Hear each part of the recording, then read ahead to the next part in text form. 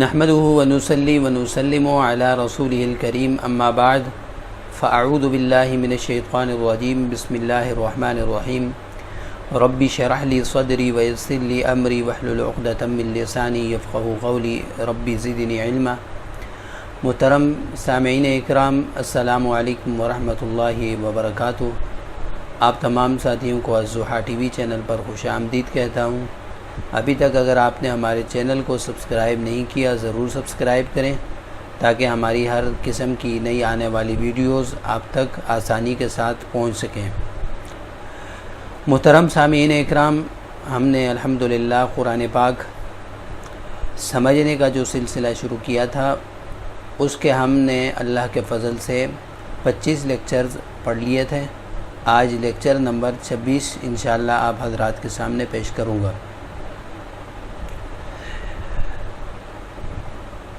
جیسا کہ ہم معطل پڑھ رہے ہیں، ہم نے لیکچر نمبر 20 سے اب تک 4 چیزیں ان کو پڑھنا ہے اور ان میں سے چند چیزیں ہم نے پڑھ لی۔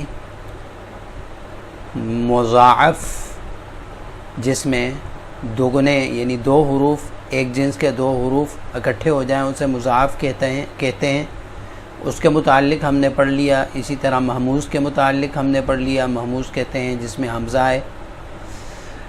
اور اس کے بعد ہے معطل۔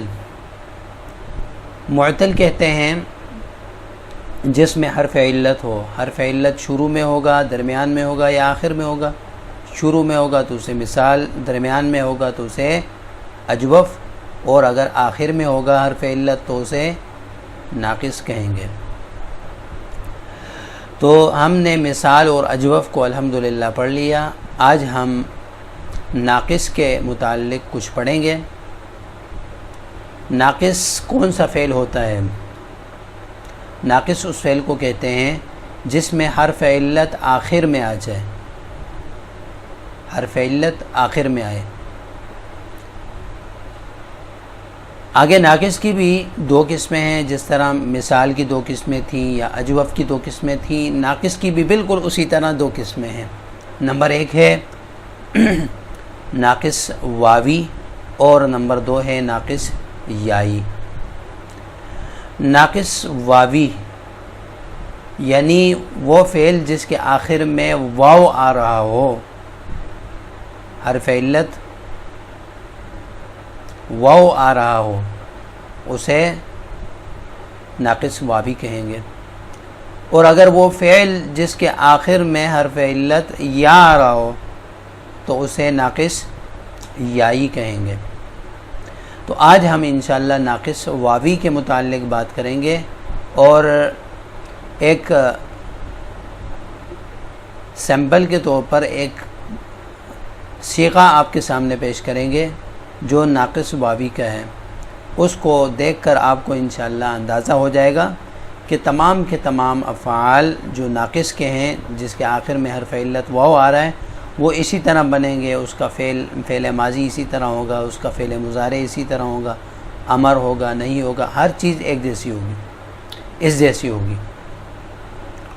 تو آپ کے سامنے میں فعل پیش کرتا ہوں۔ فعل ہے دعا، اس کا معنی ہے بلانا یا پکارنا۔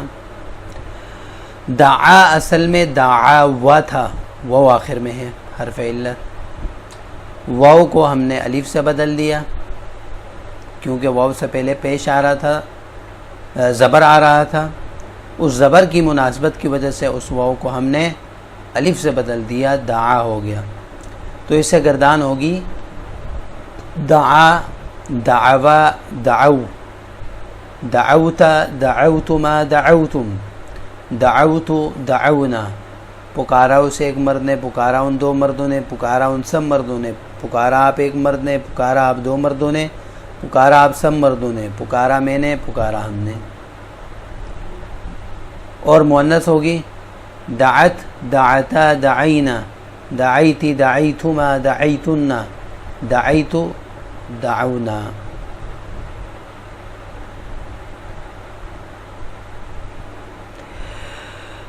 پکارا اس ایک عورت نے، پکارا ان دو عورتوں نے، پکارا ان سب عورتوں نے، پکارا آپ ایک عورت نے، پکارا آپ دو عورتوں نے، پکارا آپ سب عورتوں نے، پکارا میں نے، پکارا ہم نے۔ تو یہ تو تھی اس سے فعل ماضی کی گردان۔ اب فعل مضارع آپ کے سامنے پیش کرتا ہوں کہ ناقص واوی سے فعل مضارع کیسے ہوگا۔ اس کے لیے فعل دعا والا ہی ہم لیں گے۔ تو مضارع بنے گا یدعو، اصل میں کیا تھا؟ یدعو، دعاوا یدعو، نصارا ینصرو کے وزن پر، فعال یفعلو کے وزن پر۔ تو دعوا سے دعا ہو گیا اور یدعو سے یدعو ہو جائے گا، یدعو سے یدعو ہو جائے گا۔ واو کے ضمہ کو ہٹا کر آخر میں ہم جزم دے دیں گے، یدعو ہو جائے گا۔ تو اس سے گردان ہوگی یدعو یدعوانی یدعون تدعو تدعوان تدعون ادعو ندعو۔ اور مؤنث آپ انشاءاللہ آپ خود کر سکتے ہیں، اتنی استعداد آپ میں موجود ہے۔ پھر اسی طرح اس سے امر کیسے بنائیں گے؟ امر بنائیں گے ادعو، ادعو، ادعوا، ادعو، اور مؤنث ادعی، ادعوا، ادعونا۔ اور نہیں لا تدعو، لا تدعو، لا تدعوا، لا تدعو، لا تدعی، لا تدعوا، لا تدعونا۔ تو یہ فعل امر اور فعل نہیں آپ کے سامنے فعل مضارع میں آپ ناقص واوی میں سے آپ کے سامنے پیش کیا۔ تو اس طرح جتنے بھی افعال دعا یدعو کے آئیں گے، یعنی ناقص واوی کے آئیں گے، جتنے بھی افعال ناقص واوی کے آئیں گے، اس کے بنانے کا طریقہ اور اس کی گردان کا طریقہ بالکل ایسے ہی ہے۔ تو آج کے سبق سے میں آپ حضرات سے اجازت چاہتا ہوں، انشاءاللہ آئندہ نئے سبق کے ساتھ آپ کی خدمت میں حاضر ہوں گے۔ تب تک کے لیے دیجیے اجازت۔ آخر میں گزارش یہ ہے کہ جو بات آپ کو سمجھ نہ آیا کرے وہ لازمی آپ کومنٹس کے ذریعے یا پرسنل فون کے ذریعے کسی بھی ذریعے آپ پوچھ سکتے ہیں، ہم تک میسج کر سکتے ہیں، فیس بک کے ذریعے بھی پوچھ سکتے ہیں۔